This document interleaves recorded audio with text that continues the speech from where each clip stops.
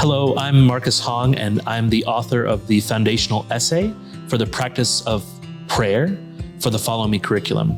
And I'm also the assistant professor of practical theology, director of field education, and chapel worship coordinator at Louisville Presbyterian Theological Seminary. One of the reasons that I really wanted to write about prayer is that in my daily work, I am regularly planning with a group of people chapel services for our seminary community, as well as spiritual retreats and exercises for people.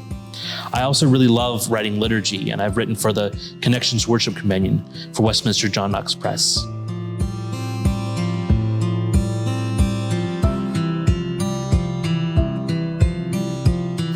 So the first aspect of prayer that I really wanted to address in this curriculum was to approach God with openness.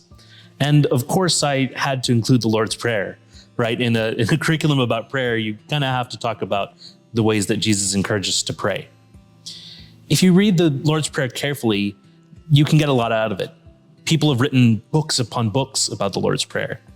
But for me, the simplest two things are openness about oneself and openness to God's direction.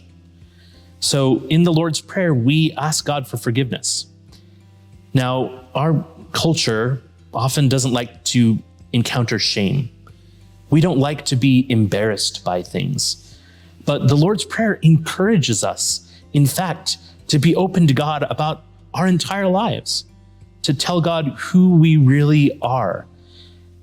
That's very difficult. It's hard to be vulnerable with anyone, but much less someone that you may not see or encounter or feel.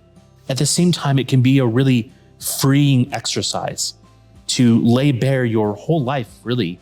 All of the things you're worried about, the things you're excited about, the things that you're thankful for, the things that you mourn, before someone that you can trust really loves you. And so that's why in the Lord's Prayer, Jesus asks us to ask God for our daily bread, as well as to ask for forgiveness even as we forgive others. There's something very liberating about being open to God about your needs, about your joys, about your shame, about your embarrassment. But then the Lord's Prayer begins in a very different place. It asks us to ask God to make God's will happen on earth as it is in heaven. That requires an openness to God.